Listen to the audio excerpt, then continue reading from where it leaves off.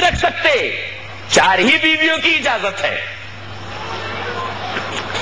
اب آپ کہیں کہ رسول اللہ صلی اللہ علیہ وسلم کا فعل حدیث ہے، تو یہ فعل بھی موجود ہے، بیک وقت 9 بیویوں سے شادی کرنا، 9 بیویوں کو نکاح میں رکھنا فعل ہے، حدیث ہے۔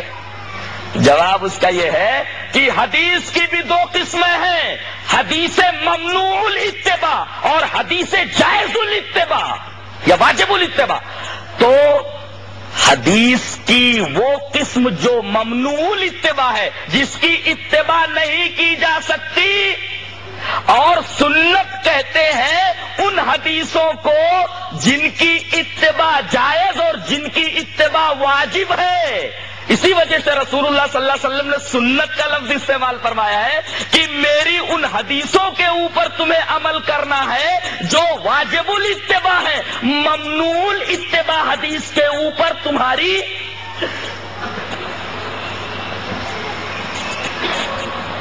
ادا نہیں تسلیم کی جائے گی، اس کو تم عمل میں نہیں لا سکتے۔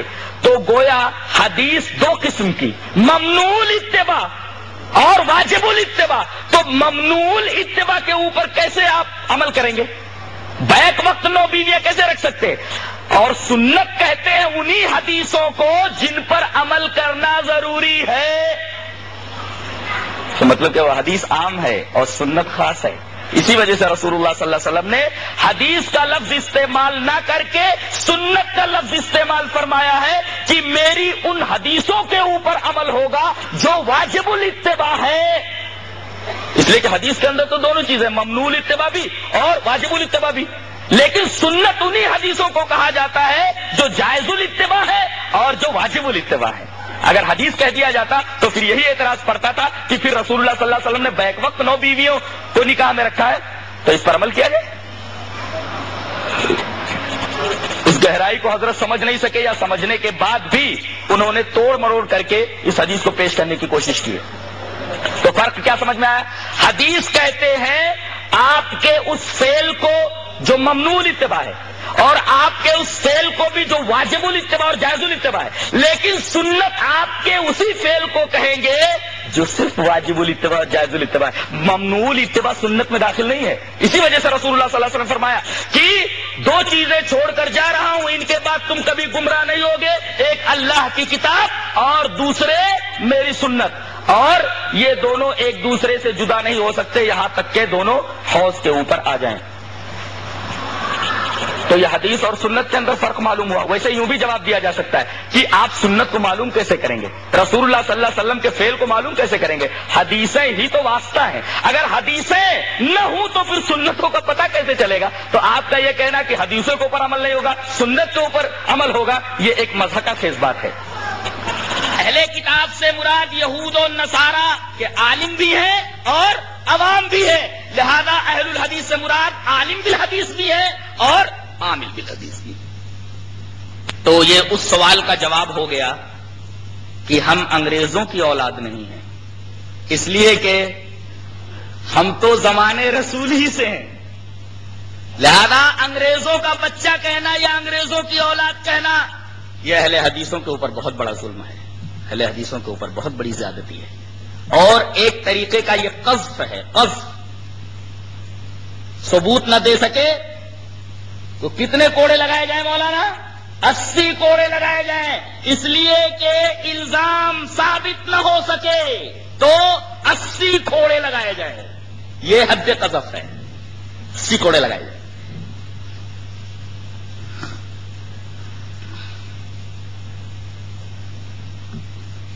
میں نے اس کیسٹ میں یہ بھی سنا اکبر کی بڑی تعریف ہو رہی ہے، مغل اعظم فلم دیکھی ہوگی حضرت نے،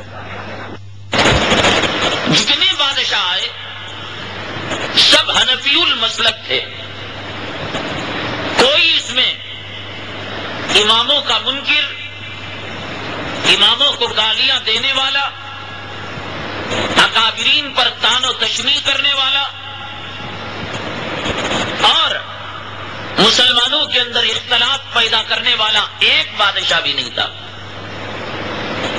اکبر جس نے اپنا ایک الگ دھرم بنانے کی کوشش کی، اپنا ایک الگ مذہب اس نے بنانے کی اس نے جد و جہد کی. اس نے بھی اسلام کو برا نہیں کہا، مسلمانوں کو برا نہیں کہا، اس نے بھی ائمہ کرام کو گالیاں نہیں دی. کوشش اس نے یہ کی تھی کہ ایک مکسر مذہب قائم ہو تاکہ عوام کے اندر یکسانیت پیدا ہو جائے، اتحاد پیدا ہو جائے، اتفاق پیدا ہو جائے. یہ الگ بڑی تعریف ہو رہی ہے. مغل اعظم فلم دیکھی ہوگی حضرت نے، اکبر کی بڑی تعریف ہو رہی ہے. اکبر کے بارے میں قرآن حکیم کیا کہتا ہے؟ آیت کریمہ ملاحظہ ہو. ان الذين يكفرون بالله ورسله ويريدون ان يفرقوا بين الله ورسله ويقولون نؤمن ببعض ونكفر ببعض ويريدون ان يتخذوا بين ذلك سبيلا اولئك هم الكافرون حقا واعتدنا للكافرين عذابا مهينا. بے شک وہ لوگ جو انکار کرتے ہیں اللہ کی آیات کا، ان الذین یکفرون باللہ ورسلہ، اللہ کا انکار کرتے ہیں، اللہ کی آیات کا انکار کرتے ہیں، رسول کا انکار کرتے ہیں، رسول کی احادیث کا انکار کرتے ہیں، اور کیا کرتے ہیں؟ وَيُرِيدُونَ أَن يُفَرِّقُوا بَيْنَ اللَّهِ وَرُسُلِهِ، اور وہ چاہتے ہیں کہ اللہ اور اس کے رسول کے درمیان تفریق کریں. اور تیسرا کام کیا ہے؟ وَيَقُولُونَ نُؤْمِنُ بِبَعْضٍ وَنَكْفُرُ بِبَعْضٍ، اور کہتے ہیں کہ ہم ایمان لاتے ہیں بعض اسلامی باتوں پر اور بعض اسلامی باتوں کا انکار کرتے ہیں. بعض کو مانتے ہیں اور بعض کا انکار کرتے ہیں.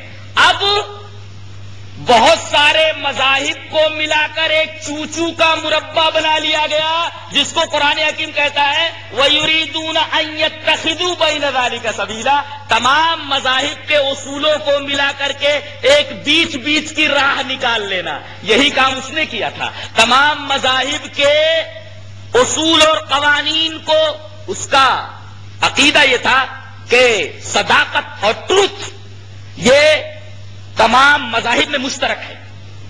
لہذا کچھ قوانین اس نے ہندوازم سے لیے، کچھ قوانین اس نے عیسائیت سے لیے، کچھ قوانین یہودیت سے لیے اور کچھ قوانین اسلامی لیے، اور ایک دین تیار کیا جس کا نام دین الہی ہے. کیا اسی کے بارے میں قرآن حکیم کا یہ ارشاد بالکل فٹ نہیں بیٹھتا ہے کہ وَيَقُولُونَ نُؤْمِنُ بِبَعْضٍ وَنَكْفُرُ بِبَعْضٍ؟ بعض کو مانتے ہیں، بعض کا انکار کرتے ہیں، اور ایک تیسری راہ نکال لینا وَيُرِيدُونَ أَن يَتَّخِذُوا بَيْنَ ذَلِكَ سَبِيلًا، اس کے درمیان ایک راہ نکال لے، یعنی دین الہی بنایا اس نے. قرآن حکیم اب کہتا ہے اکبر کے بارے میں أُولَٰئِكَ هُمُ الْكَافِرُونَ حَقًّا، ایسے لوگ پکے کافر ہیں، اور ایسے لوگوں کے لیے ہم نے عذاب مہین تیار کر رکھا. ایک بڑی عجیب بات کیسٹ سے سننے کے بعد میری سمجھ میں آئی. اس نے مہیش بھٹ کی بھی بڑی تعریف کی ہے. کیسے سنیے نا، مہیش بھٹ کی بھی بڑی تعریف کی ہے. ہندوستان کا مائے ناز مشہور فلم ڈائریکٹر کون نہیں جانتا جس کا نام ہے مہیش بھٹ. اس نے ایک فلم بنائی جس کے اندر جمیعت العلماء سے منسلک دارالعلوم دیوبند کے بڑے بڑے اکابرین نے ہندوستان میں آئے ہوئے انگریزوں کے خلاف جو جد جہد کی اور جہاد آزادی میں انہوں نے جو شرکت کی، آج اپنے تو اپنے اغیار بھی اس کے قائل ہیں، اور وہ فلم بن کر تیار ہو چکی ہے. باکس آفس میں وہ قبولیت کے لیے گئی ہوئی ہے. آئندہ چند مہینوں میں، چند سالوں میں لوگوں کے سامنے وہ مناظر آ جائیں گے. مہیش بھٹ کی بڑی تعریف کی ہے. ان کا یہ کہنا ہے کہ وہ جنگ آزادی کے اوپر کوئی فلم بنا رہا ہے. یہ انتہائی گھٹیا درجے کا فلم ساز ہے. وہ کہتے ہیں کہ جنگ آزادی کے اوپر مہیش بھٹ صاحب ایک فلم بنانے والے ہیں، فلم بن رہی ہے جو جلد ہی منظر عام پر آ رہی ہے. میری معلومات میں اضافہ ہوا قرآن حکیم اس مہیش بھٹ کے بارے میں کیا بولتا ہے وہ دیکھو، سورہ لقمان کی آیت کو لا جاؤ، وَمِنَ النَّاسِ مَن يَشْتَرِي لَهْوَ الْحَدِيثِ لِيُضِلَّ عَن سَبِيلِ اللَّهِ بِغَيْرِ عِلْمٍ وَيَتَّخِذَهَا هُزُوًا أُولَٰئِكَ لَهُمْ عَذَابٌ مُّهِينٌ۔ عجیب بات ہے کہ اکبر کی تعریف کی، اس کے لیے بھی اللہ نے وہی لفظ استعمال فرمایا، أُولَٰئِكَ أَعْتَدْنَا لَهُمْ عَذَابًا مُّهِينًا، اور مہیش بھٹ کے بارے میں بھی وہی لفظ استعمال فرمایا قرآن حکیم، أُولَٰئِكَ لَهُمْ عَذَابٌ مُّهِينٌ، اس کے لیے بھی رسوا کن عذاب، اس کے لیے بھی رسوا کن عذاب۔ اللہ فرماتا ہے وَمِنَ النَّاسِ مَن يَشْتَرِي لَهْوَ الْحَدِيثِ، اور لوگوں میں سے بعض وہ ہیں جو لہو الحدیث خریدتے ہیں۔ لہو کا مطلب دیکھ لو، حدیث کا مطلب دیکھ لو، ایسی بات جو کھیل ہو۔ یہ جو ڈائیلاگ بولے جاتے ہیں اس میں حقیقت کا شائبہ ہوتا ہے؟ جو ڈائیلاگ پوری فلم میں بولے جاتے ہیں حقیقت سے ان کا کوئی تعلق ہوتا ہے؟ ساری باتیں جھوٹی ہوتی ہے۔ لہذا فلم کے اوپر لہو الحدیث کا لفظ بالکل فٹ بیٹھتا ہے۔ تو جو لوگ لہو الحدیث خریدتے ہیں، اور اس لہو الحدیث نے تو آج ہماری اسلامی زندگی کو بھی متاثر کر کے رکھ دیا ہے، جس کی طرف قرآن حکیم نے اشارہ کیا، لِيُضِلَّ عَن سَبِيلِ اللَّهِ بِغَيْرِ علم، بغیر علم کے یہ لوگ اللہ کے راستے سے بھٹکا رہے ہیں، گمراہ کر رہے ہیں، وَيَتَّخِذَهَا هُزُوًا، اور اللہ کی راہ کو، ہاں کا مرجع سبیل ہے، وَيَتَّخِذَهُ، جو اللہ کی راہ کو، اسلام کو انہوں نے مذاق بنا لیا ہے۔ آج دیکھو اسلام کا کتنا مذاق اڑایا جاتا ہے، سب سے زیادہ مذاق تو میڈیا اڑاتا ہے۔ قرآن حکیم کہتا ہے لہو الحدیث خریدنے والوں کے لیے کیا ہے، کیا سزا ہے؟ وہی سزا جو اکبر جیسے لوگوں کے لیے ہے، اولئک اعتدنا لهم عذابا مہینا۔ یہاں ان فلم سازوں کے بارے میں بھی کہا گیا اولئک لهم عذاب مہین، ان کے لیے بھی رسوا کن عذاب، ان کے لیے بھی رسوا کن عذاب۔ اور جس مغل بادشاہ اکبر اعظم کی قاسمی صاحب تعریف فرما رہے ہیں، اور اس کی تعریف میں رطب اللسان ہے، یہ کہتے ہیں کہ وہ بھی مسلکن حنفی تھا۔ اللہ اکبر، مسلکن حنفی تھا، اس وجہ سے اس حنفیت کے اشتراک کی وجہ سے مولانا کو بڑی ہمدردی ہے اس سے، بڑی ہمدردی ہے، بڑی محبت ہے اس سے۔ جبکہ مغل دور کے اندر خود مولانا اشرف علی صاحب تھانوی نے حکایات اولیاء کے اندر لکھا ہے کہ مغل بادشاہوں کے دور میں رسول اللہ صلی اللہ علیہ وسلم کے اوپر خطبوں میں درود شریف نہیں پڑھا جاتا تھا۔ رسول اللہ صلی اللہ علیہ وسلم پر درود پڑھنا منع کر دیا گیا تھا، اور سلام بھی بند کر دیا گیا تھا۔ جب ایک مسلمان دوسرے مسلمان سے ملاقات کرتا تو اسلام کی تعلیم کیا ہے اس سلسلے میں؟ اب آپ حضرت قاسمی صاحب کے زبانی ان کے دعوے سنیے کہ کیسے لوگ صدیوں سے اس ہندوستان میں حنفی مسلک پر عمل پیرا تھے۔ اس کے بعد جب ہندوستان کے اندر مسلمان بادشاہ آئے، سب کے سب حنفی المسلک تھے۔ یہاں سارے عیدگاہ، ساری مسجدیں اور سارے ائمہ، سارے مدارس حنفی المسلک تھے۔ کئی سو سال تک الحمدللہ ہندوستان کے اندر حنفی مسلک رائج رہا اور اسی پر لوگ عمل پیرا رہے۔ حضرت شاہ ولی انہی کے زبانی آپ سنیے کہ کیسے لوگ حنفی مسلک پر عمل پیرا تھے یا قرآن و حدیث سے کوسوں دور تھے۔ شاہ ولی اللہ محدث دہلوی رحمۃ اللہ علیہ ایشیا کے جنکشن باکس ہیں حدیث کے، یعنی ساری ایشیا، سری لنکا، بنگلہ دیش، پاکستان، ہندوستان کے اندر جو سب سے پہلے حدیث کا درس لے کر آئے، رسول کریم صلی اللہ علیہ وسلم کو روایتوں کو لے کر آئے، وہ حضرت شاہ ولی اللہ محدث دہلوی رحمۃ اللہ علیہ ایک ایسے زمانے میں لے کر آئے کہ اس زمانے میں سلام کا رواج بھی نہیں تھا، ایک ایسے زمانے میں لے کر آئے کہ اس زمانے میں سلام کا رواج بھی نہیں تھا، ایک ایسے زمانے میں لے کر آئے کہ اس زمانے میں سلام کا رواج بھی نہیں تھا۔ ایک دوسرے کو آداب عرض کیا کرتے تھے، نمستے کہا کرتے تھے، گڈ مارننگ کہا کرتے تھے۔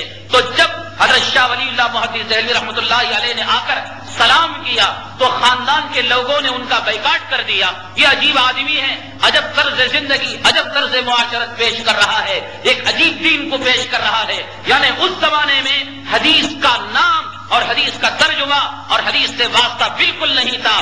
جب ہندوستان مسلمان انظر شاہ قاسمی صاحب کے مطابق سارے بادشاہ اور سارے علماء ہندوستان میں حنفی المسلک تھے، اور ساتھ میں انظر شاہ قاسمی صاحب یہ بھی کہہ رہے ہیں کہ ہندوستان میں شاہ ولی اللہ محدث دہلوی سے پہلے سلام تک کا رواج نہیں تھا، اور لوگوں کو شاہ ولی اللہ محدث دہلوی کی دعوت عجیب لگ رہی تھی، جبکہ وہ قرآن و حدیث کی دعوت دے رہے تھے۔ تو یہی حنفی علماء نے ان کا بائیکاٹ کیا. کہیں ایسا تو نہیں کہ حالات دہرائے گئے ہیں، اور جب آج قرآن و حدیث پیش کی جاتی ہے تو یہ ایک نیا دین نظر آتا ہے، جبکہ انظر شاہ قاسمی صاحب خود اس بات کا اعتراف کر رہے ہیں کہ حنفی مسلک مغل بادشاہوں کے دور میں قرآن و حدیث سے کتنا دور تھا. اور دوسری طرف انظر شاہ قاسمی صاحب یہی مغل بادشاہوں کی تعریف بھی کر رہے ہیں. ہندوستان کے اندر مسلمان بادشاہ آئے، سب کے سب حنفی المسلک تھے. یہاں سارے عیدگاہ، ساری مسجدیں اور سارے ائمہ، سارے مدارس حنفی المسلک تھے. حضرت شاہ ولی اللہ محدث دہلوی رحمۃ اللہ علیہ ایک ایسے زمانے میں لے کر آئے کہ اس زمانے میں سلام کا رواج بھی نہیں تھا. ایک دوسرے کو آداب عرض کیا کرتے تھے، نمستے کہا کرتے تھے، گڈ مارننگ کہا کرتے تھے. تو جب حضرت شاہ ولی اللہ محدث دہلوی رحمۃ اللہ علیہ نے آ کر سلام کیا تو خاندان کے لوگوں نے ان کا بائیکاٹ کر دیا. یہ عجیب آدمی ہے، عجب طرز زندگی، عجب طرز معاشرت پیش کر رہا ہے، ایک عجیب دین کو پیش کر رہا ہے. یعنی اس زمانے میں حدیث کا نام اور حدیث کا ترجمہ اور حدیث سے واسطہ بالکل نہیں تھا. مغل بادشاہ اکبر اعظم کی قاسمی صاحب تعریف فرما رہے ہیں، اور اس کی تعریف میں رطب اللسان ہے. یہ کہتے ہیں کہ وہ بھی مسلکن حنفی تھا. اللہ اکبر، مسلکن حنفی تھا. اس وجہ سے، اس حنفیت کے اشتراک کی وجہ سے مولانا کو بڑی ہمدردی ہے اس سے، بڑی ہمدردی ہے، بڑی محبت ہے اس سے. جبکہ مغل دور کے اندر خود مولانا اشرف علی صاحب تھانوی نے حکایات اولیاء کے اندر لکھا ہے کہ مغل بادشاہوں کے دور میں رسول اللہ صلی اللہ علیہ وسلم کے اوپر خطبوں میں درود شریف نہیں پڑھا جاتا تھا. رسول اللہ صلی اللہ علیہ وسلم پر درود پڑھنا منع کر دیا گیا تھا، اور سلام بھی بند کر دیا گیا تھا. جب ایک مسلمان دوسرے مسلمان سے ملاقات کرتا تو اسلام کی تعلیم کیا ہے اس سلسلے میں میں وہ حدیث پیش کر دوں. روایت اس طرح ہے، وعن ابی ہریرہ رضی اللہ تعالی عنہ قال قال رسول اللہ صلی اللہ علیہ وسلم لا تدخلون الجنة حتى تؤمنوا ولا تؤمنوا حتى تحابوا اولا ادلكم على شيء اذا فعلتموه تحاببتم افشوا السلام بينكم. رواہ مسلم فی کتاب الایمان. حضرت امام مسلم رحمۃ اللہ علیہ حدیث پاک کو ایسے کتاب الایمان میں لائے. حضرت ابو ہریرہ رضی اللہ تعالی عنہ فرماتے ہیں کہ رسول اللہ صلی اللہ علیہ وسلم نے ارشاد فرمایا کہ تم جنت میں نہیں داخل ہو سکتے جب تک کہ ایمان والے نہ ہو جاؤ، اور تم ایمان والے نہیں ہو سکتے جب تک کہ آپس میں محبت نہ کرو. یاد رکھو، جب تک کہ تم ایمان والے نہ ہو جاؤ اور تم ایمان والے نہیں ہو سکتے.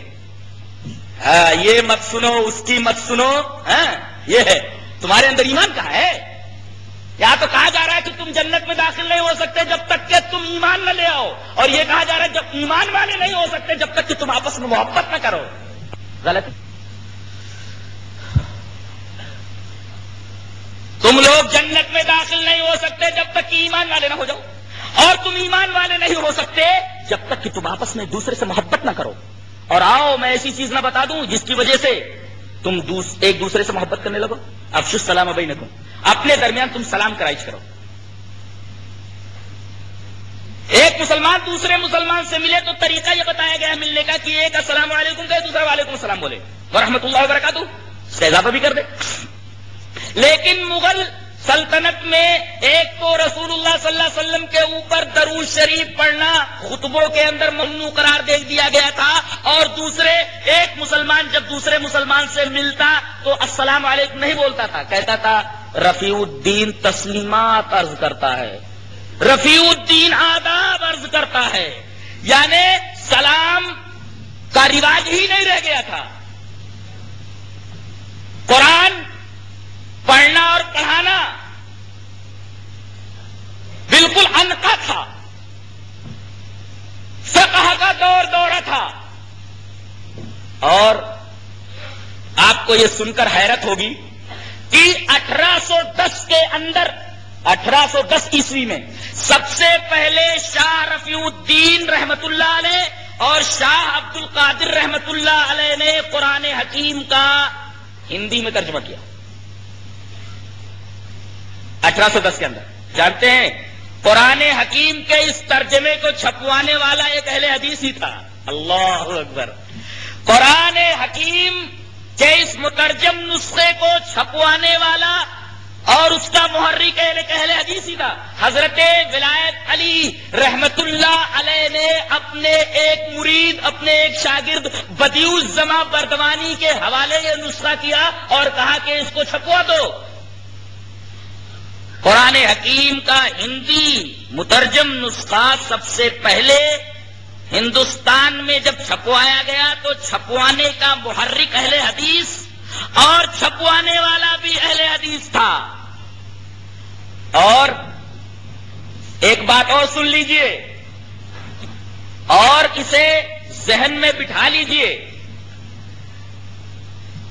کہ قرآن حکیم پڑھنے پڑھانے کا رواج نہیں تھا، اسی طریقے سے احادیث بھی پڑھنے پڑھانے کا رواج نہیں تھا۔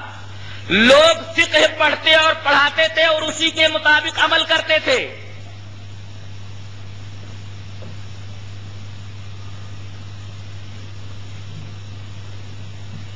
آپ قاسم العلوم دیوبند جو ایک میگزین نکلتا تھا، اس میگزین کو ایک جگہ جمع کر دیا گیا، اس کی جلد اول میں 11ویں شمارے کے اندر یہ بات لکھی ہوئی ہے۔ کیا لکھی ہوئی ہے؟ کہ ہم لوگ حدیث کو فقہا کے اقوال کی تائید کے لیے استعمال کرتے ہیں۔ اس کا مطلب یہ ہوا کہ حدیث کو اس لیے نہیں پڑھایا جاتا تھا کہ اس پر عمل کیا جائے، بلکہ حدیث کو اس لیے پڑھایا جاتا تھا تاکہ اس سے فقہی اقوال کی نصرت کی جائے، فقہی اقوال کی تائید کی جائے۔ یہ تھا اس ہندوستان کے اندر حدیث کا حال۔ اگر خدا کی قسم اہل حدیث یہاں نہ ہوتے تو علوم قرآن و سنت ختم ہو چکے ہوتے۔ جادو وہ ہے جو سر چڑھ کے بولے، حق وہ ہے جو مخالف اس کی گواہی دے۔ حضرات، اب تک آپ نے قاسمی صاحب یعنی انصر شاہ قاسمی صاحب کو اہل حدیثوں کو گالی دیتے ہوئے سنا ہے، اب انہی کے زبانی اہل حدیثوں کی تعریف بھی آپ سماعت فرمائیے۔ طریقہ یہ ہمارے غیر مقلد بھائی ان کے اندر بہت ساری خوبیاں ہیں، اگر یہ خوبیاں ہمارے اندر آ جائیں انشاءاللہ جو ہے ہماری ترقیات میں اور ہماری دینی مراتب میں اور جو ہے بلندیاں ہو جائیں گی۔ ان میں کوئی بدعتی نہیں ہے۔ یہ تعریف کی بات ہے کہ اہل حدیث حضرات میں غیر مقلدوں میں کوئی قبر پرست نہیں، کوئی بدعتی نہیں، کوئی مجاور نہیں، کوئی نیازی نہیں، کوئی جو ہے قبر کا پجاری نہیں۔ یہ بڑی اچھی بات ہے۔ اور اکثر طبقہ داڑھی رکھنے والا ہوتا ہے۔ تیسری چیز جو ان کی قابل تقلید یہ ہے غیر مقلد، ہم ان کی تقلید کرتے ہیں۔ چلو تم تقلید کو نہیں مانتے ہو، اماموں کا انکار کرتے ہو، ہم تمہاری تقلید کریں گے کہ تمہارے یہاں جو شادی بیاہ کے معاملات ہوتے ہیں لین دین نہیں بڑی سادگی سے اکثر میجارٹی کوئی کر رہا ہو جزوی طور پر، یہ الگ بات ہے۔ ہمارے غیر مقلد بھائی یہ خوبیاں ہیں، اگر یہ خوبیاں ہمارے اندر آ جائیں انشاءاللہ جو ہے ہماری ترقیات میں اور ہماری دینی مراتب میں اور ترقیاں ہو جائیں گی۔ ان میں کوئی بدعت نہیں ہے۔ یہ تاریخ کی بات ہے کہ اہل حدیث حضرات میں غیر مقلدوں میں کوئی قبر پرست نہیں، کوئی بدعت نہیں، کوئی مجاور نہیں، کوئی نیاز نہیں، کوئی جو ہے قبر کا پجاری نہیں۔ یہ بڑی بڑی بات ہے۔ اور اکثر طبقہ داڑھی رکھنے والا ہوتا ہے۔ تیسری چیز جو ان کی قابل تقلید یہ ہے غیر مقلد، ہم ان کی تقلید کر رہے ہیں۔ چلو تم تقلید کو نہیں مانتے ہو، اماموں کا انکار کرتے ہو، ہم تمہاری تقلید کریں گے کہ تمہارے یہاں جو شادی بیاہ کے معاملات رہتے ہیں لین دین نہیں بڑی سادگی سے اکثر مجاز کوئی کر رہا ہو جزوی طور پر، یہ الگ بات ہے۔ خدا کی قسم اہل حدیث یہاں نہ ہوتے تو علوم قرآن و سنت ختم ہو چکے ہوتے۔ انہوں نے ہی قرآن کو زندہ کیا، احادیث کو انہوں نے زندہ کیا۔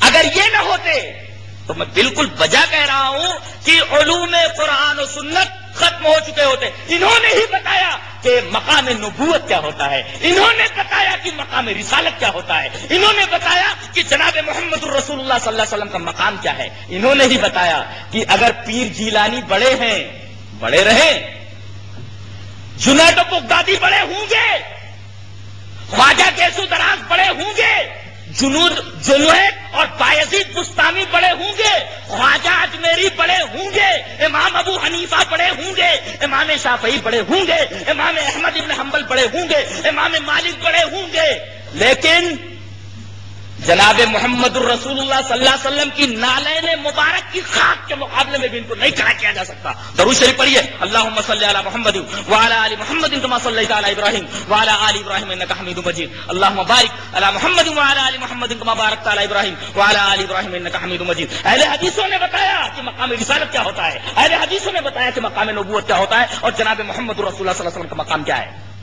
ورنہ لوگ مقام نبوت سے آشنا ہوتے, نہ آشنا ہوتے, مقام رسالت سے نہ آشنا ہوتے, نہ واقف ہوتے.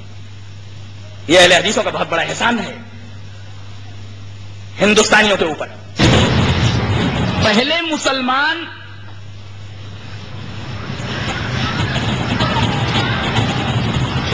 دیگر مذاہب والوں کے مقابلے میں اپنے آپ کو اصحاب محمد کہنے میں فخر محسوس کیا کرتے تھے, لیکن آج اس کی جگہ بہت ساری نسبتوں نے لے لیا ہے.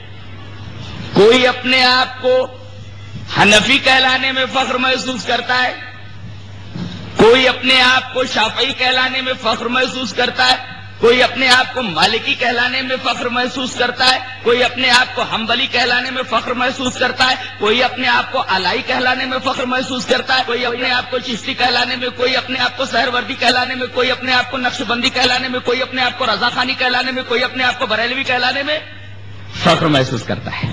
ابو حنیفہ. معزز سامعین, تو آپ سن رہے ہیں مولانا جلال الدین صاحب قاسمی اور مولانا انظر شاہ صاحب قاسمی کے باتیں جو انہوں نے کیے ہیں. معزز سامعین, ابھی ہم نے جلال الدین صاحب قاسمی سے یہ سنا کہ کوئی اپنے آپ کو حنفی کہلانے میں فخر محسوس کرتا ہے, تو کوئی اپنے آپ کو شافعی, اور کوئی کچھ. معزز سامعین, اللہ تعالیٰ نے ہمیں ایک بہترین امت کے لقب سے نوازا ہے, اور وہ صرف اس لیے کیونکہ ہم وہ نبی کی امت ہیں جو تمام نبیوں کا سردار اور امام ہے.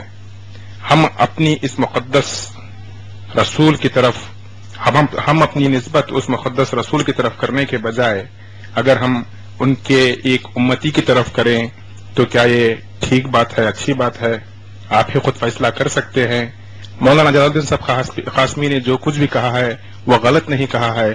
اس کی شہادت مولانا انظر شاہ صاحب قاسمی دے رہے ہیں, سنیے. ابو حنیفہ, ہماری مائیں تم پر قربان, ہمارے باپ تم پر قربان, ہماری آل اولاد تم پر قربان, ہماری ذریت تم پر قربان. تو سامعین, آپ سن رہے تھے مولانا انظر شاہ صاحب قاسمی کی زبان سے کہ وہ اپنے آپ کو حنفی کہلانے میں کتنا فخر محسوس کرتے ہیں, اور وہ یہ کہہ رہے ہیں کہ ان کی مائیں اور ان کی آل اولاد سب ابو حنیفہ پر قربان. معزز سامعین, صحابہ اکرام کا یہ طریقہ تھا کہ صحابہ اکرام جب بھی اللہ کے نبی صلی اللہ علیہ وسلم کے سامنے بات کرتے تو یہ کہتے کہ اے اللہ کے رسول, ہمارے ماں باپ تم پر قربان, اے اللہ کے رسول, ہمارے ماں باپ تم پر قربان.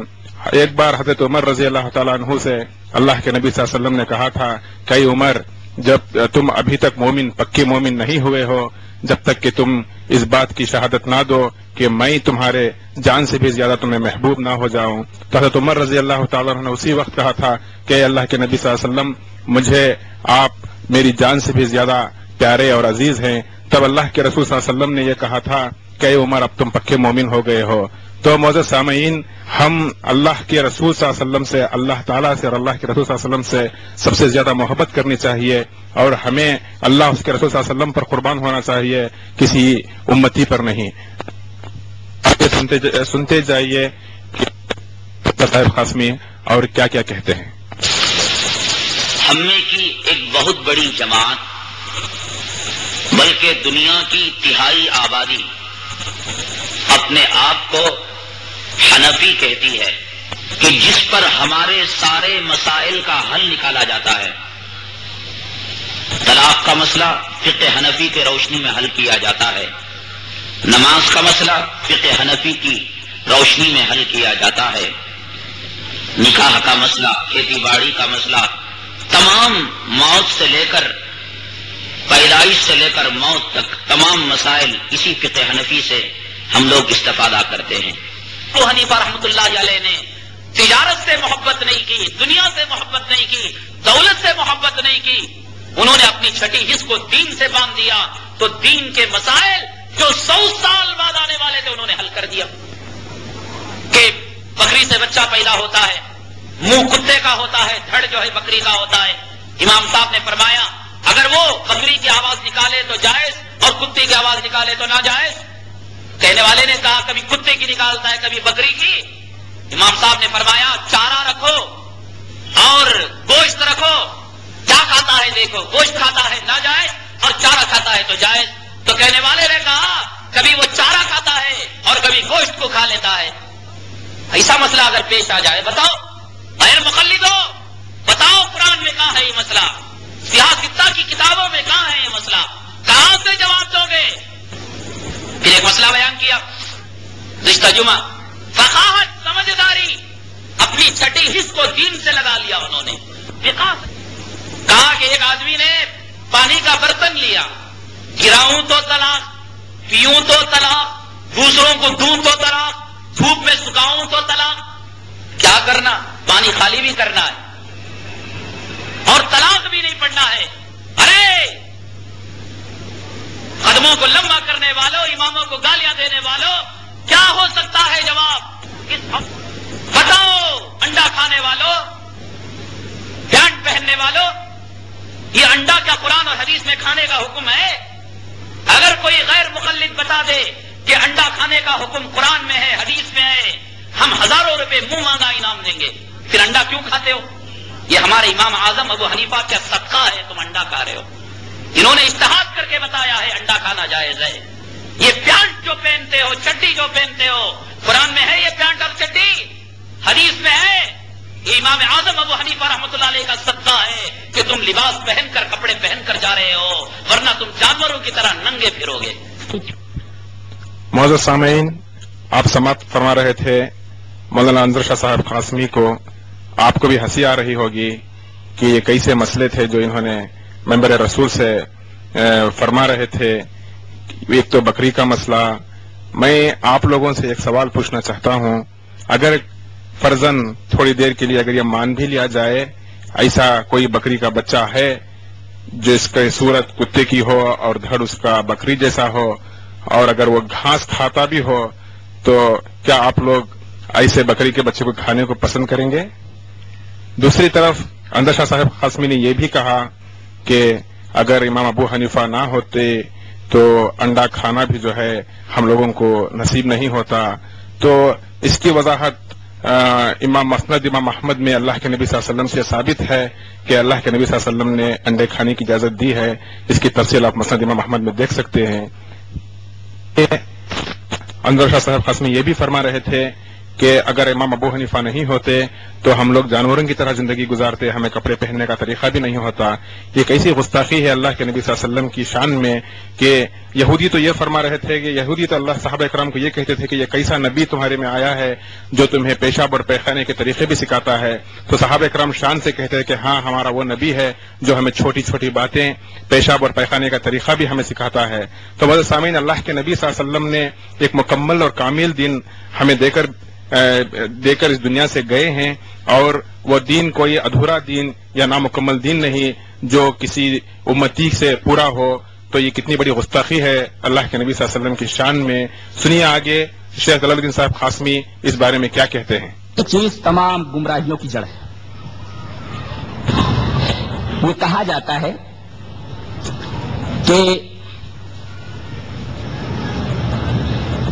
ہمارے امام صاحب نے تمام الجھے ہوئے مسائل کو سلجھایا، اگر وہ نہ ہوتے تو بہت سارے مسائل الجھے ہی رہتے، وہ سلجھتے نہیں۔ تمام مسائل کو جو الجھے ہوئے تھے انہوں نے آ کر سلجھایا ہے، جبکہ خود فقہ کی کتابوں میں اس کے متضاد بات لکھی ہوئی ہے۔ سید ابن ابی شریف نے رد المحتار کے اندر اور شامی کے اندر یہ نقل کیا ہے اشعار میں کہ ایک مرتبہ حضرت امام ابو حنیفہ رحمت اللہ علیہ سے 9 مسائل پوچھے گئے اور ہر مسئلے کے بارے میں انہوں نے لا ادری کہہ دیا، مجھے معلوم نہیں۔ اور دعویٰ کیا ہے؟ امام صاحب کے پاس تمام مسائل کا حل موجود تھا، تمام الجھے ہوئے مسائل کا حل ان کے پاس موجود تھا، جبکہ اس کے خلاف شامی میں رد المحتار کے اندر بات لکھی ہوئی ہے کہ 9 مسئلے ایک مرتبہ آپ سے دریافت کیے گئے، ان 9 مسئلوں میں آپ نے لادری ہی کہا ہر مسئلے کے بارے میں، مجھے معلوم ہے۔ سید ابن ابی شریف نے اس کو منظوم کیا ہے، کہا کہ حمل الامام ابا حنیفہ دینہ ان قال لا ادری لتسعۃ اسئلہ اطفال اہل الشرک این محلهم وهل الملائکۃ الکرام مفضلہ ام انبیاء اللہ ثم اللحم من جلالۃ ان یطیب الاکل له والحکم فی الخنثى اذا ما بال من فرجیہ معصور الحمار استشکلہ والدہر ما وقت الختان وکلبهم وصف المعلم ای وقت حصل واجائز نقش الجدار لمسجد من وقفه ام لم يجوز ان يفعل ويزاد عاشرة هل الجن يصاب بطاعة كالانس يوم المسألة۔ یہ 9 سوالات ہیں جو امام ابو حنیفہ رحمۃ اللہ علیہ سے کیے گئے اور ہر مسئلے کے جواب میں انہوں نے لا ادری کہا، مجھے معلوم نہیں۔ پہلا سوال یہ تھا کہ یہ بتائیے کہ مشرکین کی اولاد جنت میں جائے گی یا جہنم میں جائے گی؟ مشرکین اور کافرین کی اولاد جنت میں جائے گی یا جہنم میں جائے گی؟ آپ نے فرمایا لا ادری، مجھے معلوم ہے۔ پھر سوال کیا گیا کہ ملائکہ افضل ہیں یا انبیاء کرام؟ حل الملائکۃ الکرام مفضلہ ام انبیاء اللہ؟ اللہ کے انبیاء یہ زیادہ فضیلت والے ہیں یا فرشتے؟ ان میں افضل کون ہے؟ فرشتے افضل ہیں یا انبیاء؟ فرمایا لا ادری، مجھے معلوم ہے۔ پھر پوچھا گیا کہ جلالہ کا گوشت کب کھانا حلال ہوتا ہے؟ جلالہ سمجھتے کس کو کہتے ہیں؟ جیسے گائے، بکری، مرغی، کوئی بھی معقول اللحم جانور جس کا گوشت کھانا شریعت میں جائز قرار دیا گیا ہے، وہ گندگی کھانے لگے، حرام چیز کھانے لگے۔ اب دودھ دینے والی گائے اگر گندگی کھانے لگے، سوال یہ ہے کہ یہ گائے جلالہ ہو گئی ہے، گندگی کھانے لگی ہے، اب اس کو کتنے دنوں تک روکا جائے، اس کے بعد اس کا گوشت یا اس کا دودھ استعمال کیا جائے؟ جلالہ کے بارے میں آپ سے سوال کیا گیا، انا یطیب الاکل له، اس کا گوشت کب کھایا جائے؟ معلوم ہے لا ادری۔ 3 سوالات ہوئے۔ 14 سوال کیا گیا کہ بچے کے ختنے کا وقت کیا ہے؟ والدہر ما وقت الختان، بچے کا ختنہ کب کیا جائے، اس کا وقت کیا ہے؟ لا ادری، معلوم نہیں۔ پھر سوال کیا گیا کہ کتا جو معلم ہو، یعنی جسے ٹرینڈ کیا گیا ہو، اسے کب شکار کے لیے لے کر نکلا جائے؟ ایو وقت حصل، معلم کی صفت یعنی اس کی ٹریننگ کب مکمل ہوتی ہے اور کب اسے شکار کے لیے لے جایا جائے؟ آپ نے فرمایا مجھے معلوم نہیں۔ پھر پوچھا گیا کہ مخنث کے بارے میں آپ کا کیا حکم ہے؟ معلوم ہے۔ کہا کہ گدھے کے جوٹے کے بارے میں آپ کیا بولتے ہیں؟ گدھا اگر پانی میں منہ ڈال دے، کھانے میں منہ ڈال دے، اب گدھے کے جوتے کے بارے میں آپ کیا بولتے ہیں؟ بولے معلوم نہیں. کہا کہ مسجدوں کو پینٹ کرنا، مسجدوں کے اندر نقش و نگار کرنا یہ کیسا ہے؟ کہا معلوم نہیں. پوچھا گیا کہ یہ بتائیے کہ جنات کو کیا قیامت کے دن انسانوں کی طرح ہی بدلا دیا جائے گا؟ جیسے انسان جنت میں جائیں گے یا جہنم میں جائیں گے، ایسے ہی کیا جنات بھی جنت اور جہنم کے اندر جائیں گے؟ فرمایا مجھے معلوم نہیں. پھر یہ دعویٰ کہ ہمارے امام کو تمام الجھے ہوئے مسائل کا حل معلوم تھا، تو آپ نے ایک ہی جگہ پر ان 9 مسائل کے بارے میں لا ادری کیوں کہا؟ محترم سامعین، آپ لوگ بڑے اچھے طریقے سے یہ کیسٹ سماعت فرما رہے ہوں گے، امید ہے، اور آپ لوگوں کے دل و دماغ سے بہت سارے شکوک و شبہات بھی دور ہوئے ہوں گے، ہمیں امید کرتے ہیں. اور ہمیں یہ کیسے بتانے کا مقصد ہی یہی ہے کہ ہم مسلمانوں کے درمیان جو اختلافات اور جو ہمارے دلوں میں نفرت پائی جاتی ہے اسے ختم کریں اور ہم کتاب و سنت پر، اللہ اس کے رسول کے طریقے پر جمع ہو جائیں. تو بس سامعین، یہی ایک مقصد ہے، دوسرا کوئی مقصد کسی کی طرف نکتہ چینی کرنا یا کسی کو برا بھلا کہنا، یہ اس کا مقصد بالکل نہیں ہے. تو آپ آگے سماعت فرمائیے مولانا انظر شاہ صاحب قاسمی اور کیا فرما رہے ہیں. یقیناً اصح الکتاب بعد کتاب اللہ تعالی صحیح البخاری. ساری دنیا متفق ہے کہ بخاری شریف اللہ کی کتاب کے بعد صحیح ترین کتاب ہے. لیکن تو آپ نے سنا مولانا انظر شاہ صاحب قاسمی یہ فرما رہے تھے کہ اس بات پر اجماع ہے تمام امت کا کہ اللہ کی کتاب قرآن مجید کے بعد دنیا میں سب سے صحیح کتاب صحیح البخاری ہے. تو کیا یہ اس بات پر عمل بھی کرتے ہیں، یا پھر جب ان سے یہی بخاری شریف کی کچھ روایتیں جب ان سے کہا جاتا ہے تو یہ کس طرح بوکھلا اٹھتے ہیں؟ یہ بھی آپ سماعت فرمائیے. کہ ان سے یہ پوچھا جائے کہ قوی روایت کس کو کہتے ہیں تو یہ جواب دیں گے بخاری شریف. بخاری شریف ہر کسی کو، ان کے ماں کی گود سے پیدا ہونے والا بچہ بخاری کے بخار کو لے کر آتا ہے. صاحب ہر کسی کو بخاری شریف کا بخار لگاؤ، بخاری شریف بخاری شریف. اس کم وقت انگریز کے بچے سے پوچھو کہ آخر تو کس بنیاد پر رفع دین کیا کرتا ہے؟ کیا بخاری کی روایت ہونے کی بنیاد پر، قوی روایت ہونے کی بنیاد پر؟ یہ تجھے کس نے بتایا؟ کہ جبرائیل کے باپ تیرے پاس آئے تھے وہی لے کر کہ کبھی حدیثوں پر عمل کرے؟ کہ جبرائیل کے باپ تیرے پاس آئے تھے وہی. حضرات، آپ یہ سمجھ رہے ہوں گے کہ ان کی بیان کے اندر، ان کی باتوں کے اندر کس طرح کا تضاد ہے کہ یہ کبھی کچھ کہتے ہیں اور کبھی یہ کہا جاتا ہے کہ صحیح بخاری شریف اللہ کی کتاب کے بعد اس دنیا میں اس زمین پر پائی جانے والی سب سے صحیح کتاب ہے. تو دوسری طرف جب ان سے یہ کہا جاتا ہے کہ صحیح بخاری کی شریف کی کوئی حدیث ان کے سامنے پیش کی جاتی ہے تو یہ کس طرح بوکھلا اٹھتے ہیں، کیونکہ وہ ان کے مذہب اور ان کے مسلک کے خلاف ہے تو اسے وہ برداشت نہیں کر پاتے. اور وہ مقدس فرشتے حضرت جبرائیل علیہ السلام کی شان میں بھی کس طریقے سے گستاخی کرتے ہیں. تو آپ نے یہ سنا، تو اور آگے آپ سنیے کہ انہی حدیثوں کو پیچھے ڈالنے کے لیے ان کی تعویلات کس طریقے کے ہیں، یہ بھی آپ سماعت فرمائیے. کو مدون فرمایا. ایک بات انگریز کے بچے کو بتلا دو کہ وہ اپنے کان کا میل صاف کر لے. فقہ پہلے مرتب ہوا، بخاری بعد میں آئی. ابو حنیفہ پہلے آیا، بخاری بعد میں آئے. ابو حنیفہ نے فقہ کی ترتیب پہلے دی اور حدیثوں کی ترتیب بعد میں ہوئی. اگر تم یہ کہتے ہو کہ فقہ محمد صلی اللہ علیہ وسلم کے زمانے کے بعد کی پیداوار ہے تو لکھ کر رکھ لو تو بخاری اس کے بعد کے 100 سال کی بعد کی پیداوار ہے. اگر تمہیں بخاری کو ماننا ہے، جھٹ مان کر فقہ کو ماننا پڑے گا.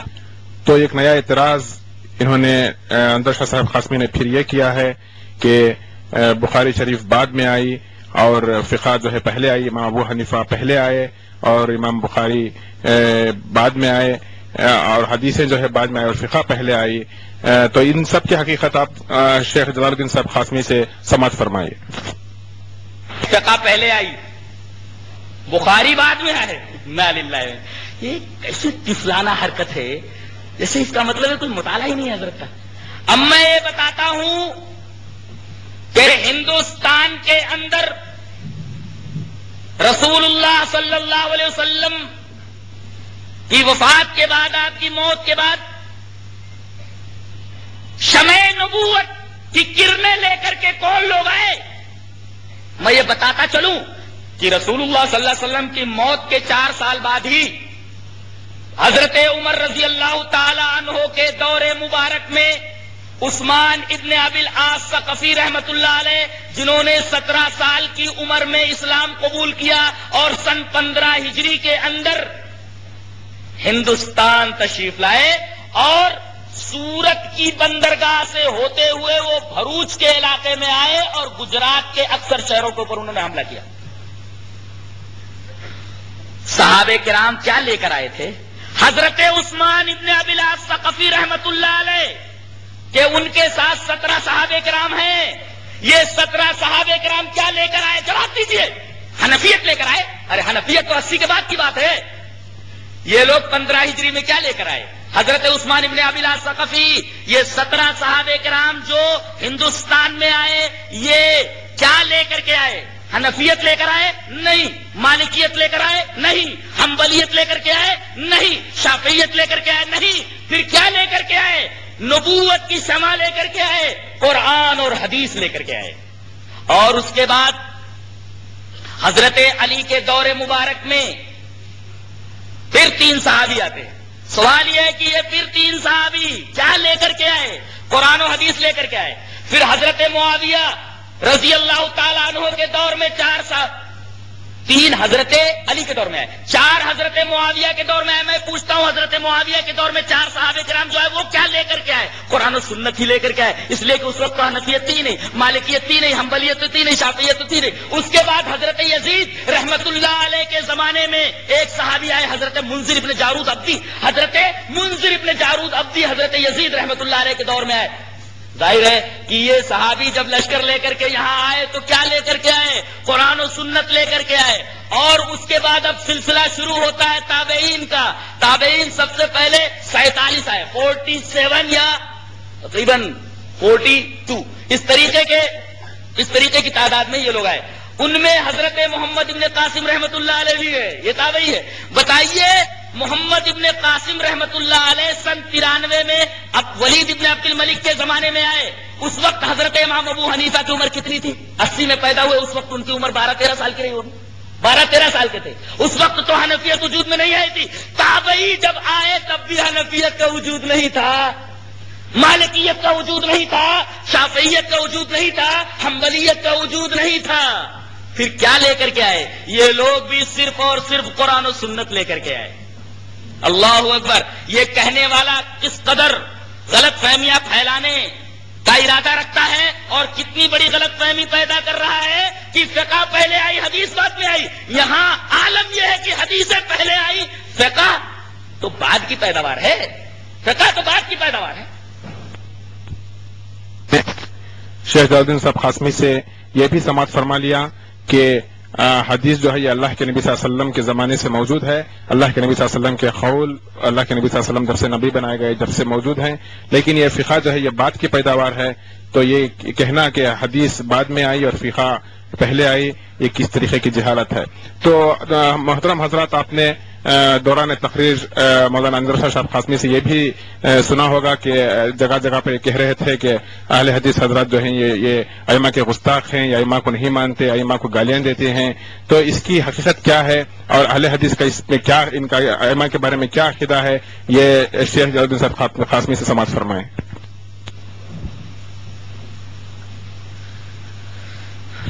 کہا جاتا ہے کہ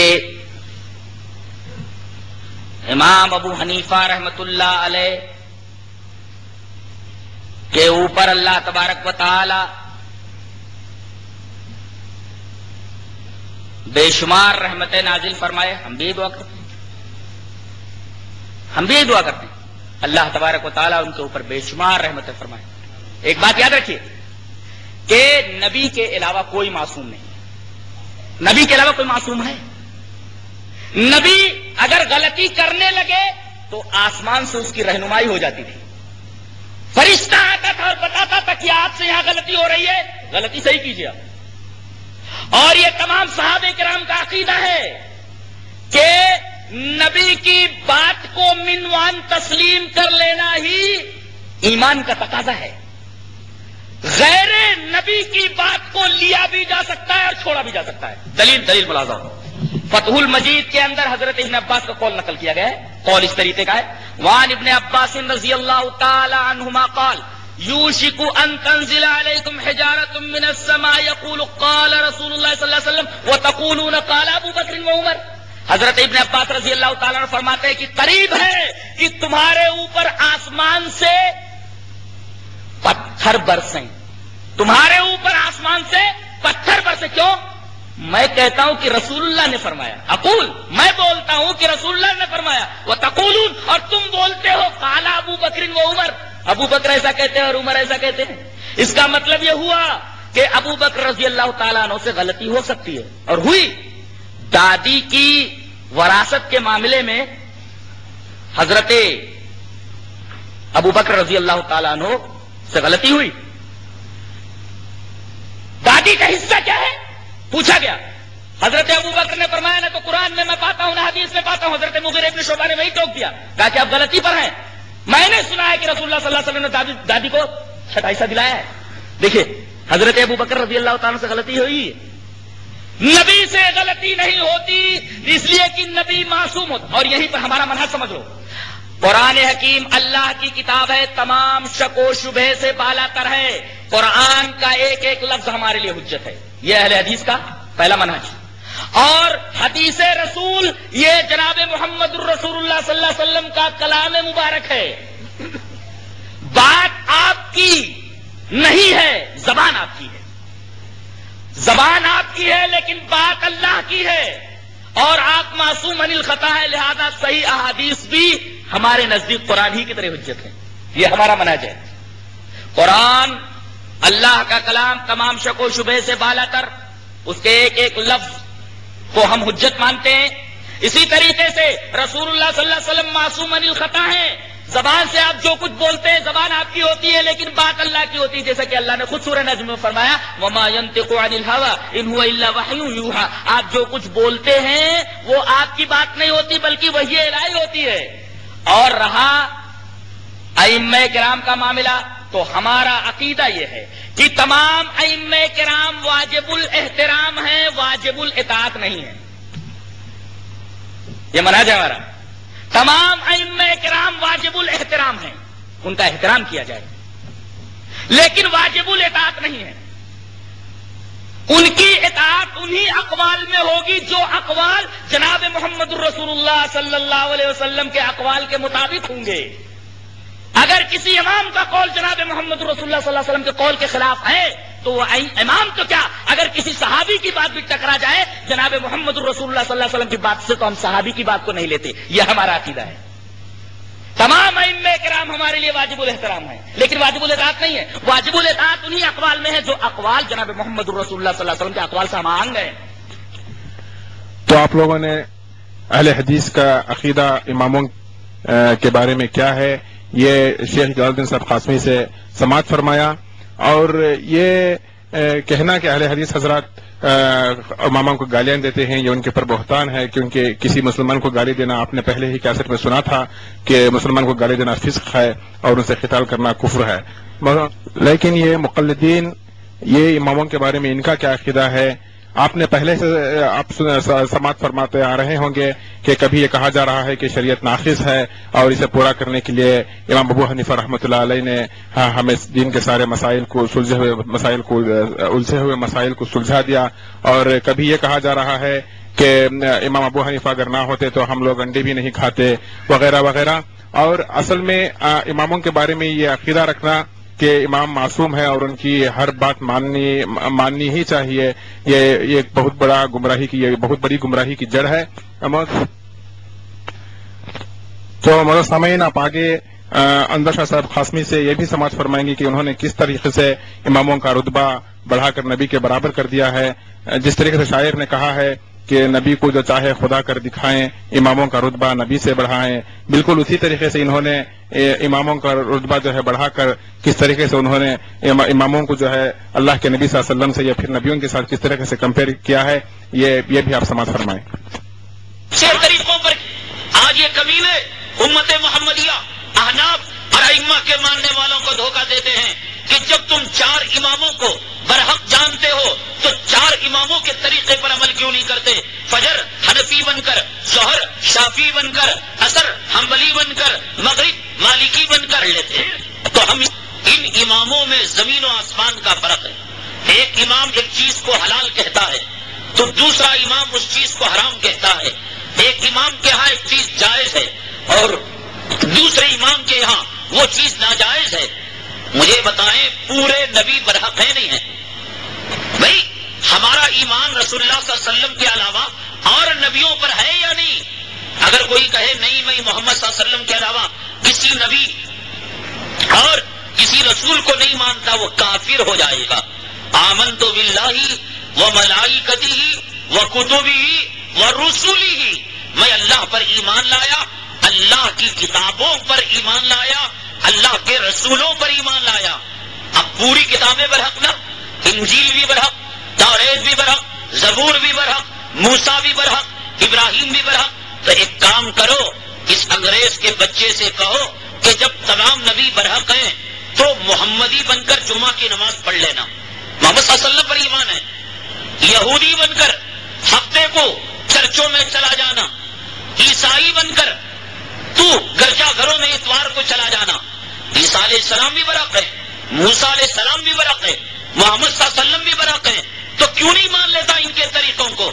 تو وہ کہے گا نہیں صاحب یہ طریقے منسوخ ہو گئے، آقا نے آ کر ان کی طریقوں کو ختم کر دیا۔ ایسے ہی اللہ کے حبیب پاک صلی اللہ علیہ وسلم کا آخری عمل پچھلے عملوں کو منسوخ کر دیا۔ یہی بات کہتے ہیں امام اعظم ابو حنیفہ رحمۃ اللہ علیہ۔ حضرت آدم علیہ السلام کی شریعت میں بھائی کا بہن سے نکاح کرنا حلال تھا، بھائی بہن سے شادی کر سکتا تھا۔ بہت سارے بچے نہیں تھے، بہت سارے خاندان نہیں تھے، ایک ہی پریوار، ایک ہی کنبا، تو بھائی بہن سے نکاح کرتا تھا۔ تو اس انگریز کے بچے سے پوچھو، آخر وہ بھی پیغمبر برحق، آخر رسول اللہ صلی اللہ علیہ وسلم بھی پیغمبر برحق، تو پھر پیغمبر برحق کے طریقے کو کیوں نہیں مان لیتا؟ ایک شریعت کے اندر بھائی کا بہن سے نکاح کرنا حلال اور آقا کی شریعت کے اندر بھائی کا بہن سے نکاح کرنا حرام۔ تو اس کمینے سے پوچھو، جب دو نبی برحق اور دونوں نبی کے طریقوں میں ایک حلال ایک حرام ہے، تو ائمہ کے اندر بھی یہ ہو سکتا ہے کہ اماموں کے طریقوں میں ایک طریقہ حلال اور ایک طریقہ حرام ہو سکتا ہے۔ تو آپ لوگوں نے سنا انظر شاہ صاحب قاسمی کس طریقے سے اماموں کو نبی کے درجے پر پہنچا رہے تھے۔ تو ان کے نزدیک یہ امام کسی چیز کو حلال اور حرام کرنے پر قادر ہیں یا پھر کسی چیز کو حلال اور حرام کرنے کا حق ان اماموں کو موجود ہے۔ آپ لوگوں کو یہ معلوم ہونا چاہیے کہ اللہ کے نبی صلی اللہ علیہ وسلم کو بھی اس بات کا حق رہی تھا کہ وہ کسی چیز کو حلال اور حرام کریں۔ اللہ تعالیٰ نے جب اللہ کے نبی صلی اللہ علیہ وسلم نے جب شہد کو اپنے اوپر حرام کر لیا تھا تو اللہ تعالیٰ نے قرآن مجید کے اندر اللہ کے نبی صلی اللہ علیہ وسلم کی تنبیہ کی، اور قرآن مجید کی آیتیں اس بات کی شہادت ہیں کہ اللہ تعالیٰ فرماتا ہے کہ اے نبی صلی اللہ علیہ وسلم، جس چیز کو اللہ تعالیٰ حلال کرے اسے آپ کیوں اپنے اوپر حرام کر لیتے ہیں اپنے بیویوں کی مرضی کے لیے۔ تو اب آپ آگے شیخ جلال الدین صاحب قاسمی کی زبانی ان سب باتوں کی تفصیلات آپ سماعت فرمائیں۔ عجیب بات فرمائی گئی قاسمی صاحب کی طرف سے کہ جس طریقے سے تمام انبیاء کرام برحق، اسی طریقے سے چاروں امام بھی برحق۔ اللہ اکبر۔ ایک بات ایک نبی کے دور میں حرام تھی، دوسرے نبی کے دور میں وہی چیز حلال تھی، لیکن اس کے باوجود بھی تمام انبیاء کرام کو برحق مانتے ہی ہو نا۔ کتنا بڑا مغالطہ ہے۔ اس کا مطلب یہ ہوا کہ یہ چاروں ائمہ یہ چار نبیوں کی طرح ہیں، اگرچہ زبان سے انہوں نے نہیں کہا، لیکن ایسا معلوم ہوتا ہے، یہ عقیدہ ہے ان کا کہ یہ چار امام چار نبیوں کی طرح ہیں۔ عجیب بات ہے، ان کو یہ بھی معلوم نہیں ہے کہ ایک نبی کے بعد جب دوسرا نبی آتا ہے تو پہلے نبی کی شریعت منسوخ ہو چکی ہے۔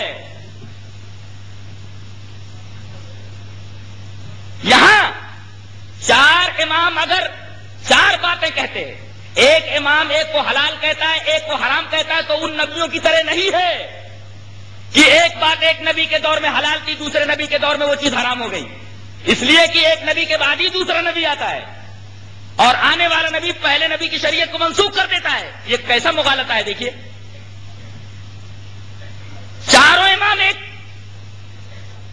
نبی کی امت ہیں اور ایک امام ایک چیز کو حرام کہہ رہا ہے اور دوسرا امام اسی چیز کو حلال کہہ رہا ہے. بتائیے دونوں کے اوپر عمل کیسے ہو سکتا ہے؟ دونوں کے اوپر عمل کیسے ہو سکتا ہے؟ اعظمی صاحب نے فرمایا کہ یہ لوگ سود سے نہیں روکتے. اللہ اکبر، سود سے نہیں روکتے؟ ارے سود کا دروازہ تو آپ ہی لوگوں نے کھول دیا ہے، روک تو ہم رہے ہیں. اللہ تبارک تعالیٰ نے کیا فرمایا؟ احل اللہ البیع وحرم الربا. اللہ تبارک و تعالیٰ نے خرید و فروخت کو حلال قرار دیا ہے اور سود کو حرام قرار دیا ہے. آیت کا عموم مقتضی ہے، آیت کا عموم تقاضا کرتا ہے کہ سود دارالحرب میں بھی حرام ہے، دارالاسلام میں بھی حرام ہے، مسلم اور مسلم کے درمیان حرام ہے، مسلم اور کافر کے درمیان حلال ہے، حرام ہے، اور اسی طریقے سے مستامن ہو یا حربی ہو، ہر ایک سے سود لینا دینا بالکل حرام ہے. اس لیے کہ آیت بتا رہی ہے احل اللہ البیع وحرم الربا، ہم نے سود کو حرام قرار دیا ہے اور لین دین کو حلال قرار دے دیا ہے. اب بتائیے آیت عام ہے، چاہے دارالحرب میں ہو چاہے دارالاسلام میں ہو، چاہے مسلمان مسلمان کے درمیان ہو چاہے مسلمان کافر کے درمیان ہو. اب یہ کہنا کہ دارالحرب میں سود لیا جا سکتا ہے یا دیا جا سکتا ہے، یہ اپنی طرف سے شریعت سازی نہیں تو اور کیا ہے. کافر سے سود لینا جائز ہے، دینا جائز نہیں ہے. عجیب بات ہے، لینا جائز ہے. اس وجہ سے دیکھو بہت سارے احناف سود لے رہے ہیں دھڑلے کے ساتھ، جبکہ امام ابو یوسف رحمت اللہ علیہ جو حضرت امام ابو حنیفہ رحمت اللہ علیہ کے شاگرد ہیں، وہ کہتے ہیں کہ دارالحرب میں بھی اور اسی طریقے سے دارالاسلام میں بھی دونوں میں سود لینا دینا حرام ہے. بتائیے امام ابو یوسف کی بات مانی جائے یا امام ابو حنیفہ رحمت اللہ علیہ امام محمد کی بات مانی جائے؟ ایک کہتا ہے سود حلال ہے، ایک کہتا ہے سود حرام ہے. بتائیے. تو حضرت ابن عباس رضی اللہ تعالی عنہ کا قول آپ نے سنا، آپ نے فرمایا کہ قریب ہے کہ تمہارے اوپر آسمان سے پتھر برسے، اس لیے کہ میں بولتا ہوں رسول اللہ صلی اللہ علیہ وسلم نے فرمایا، اور تم بولتے ہو کہ ابو بکر اور عمر نے کہا. اس کا مطلب کیا ہوا کہ رسول اللہ صلی اللہ علیہ وسلم کے قول کے مقابلے میں حضرت ابو بکر اور حضرت عمر تک کی بات کو نہیں مانا جا سکتا. اسی طرح حضرت امام شافعی رحمۃ اللہ علیہ نے فرمایا وقال الامام الشافعی اجمع العلماء على ان من استبانت له سنت رسول اللہ صلی اللہ علیہ وسلم لم يكن له ان يدعى لقول احد.